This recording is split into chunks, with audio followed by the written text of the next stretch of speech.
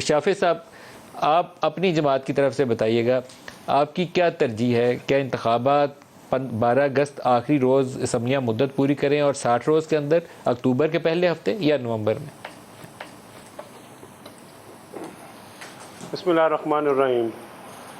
जी, हमारी पार्टी जो पाकिस्तान मुस्लिम लीग है वो ये समझती है कि जो इलेक्शंस हैं, अब जो टेन्योर पूरा हो रहा है 5 साल का गवर्नमेंट का, तो इलेक्शन टाइम से होने चाहिए। और हमने तो काफ़ी महीनों पहले से ही तैयारियां जो हैं डिस्ट्रिक्ट वाइज जो हैं वो शुरू कर दी हुई हैं।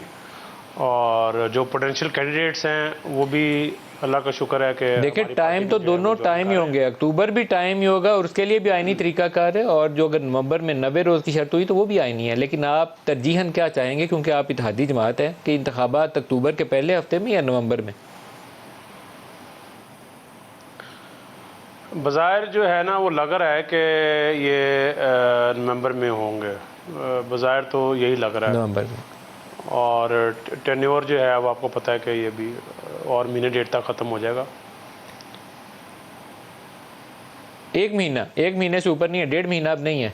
आज जिस वक्त हम बैठे ये प्रोग्राम कर रहे हैं, तो यहाँ से पूरे 30 रोज़, 11 जुलाई आज, अगर एक रोज़ पहले वो असम्बलियाँ डिज़ोल्व कर दें तो 30 रोज़ के अंदर वो असम्बलियाँ तोड़ेंगे तो 90 रोज़ के अंदर इंतखाबात की शर्त आयद होती है। फिर हो सकता है 10 नवंबर को इंतखाबात करवाना चाहें तो करवा लें।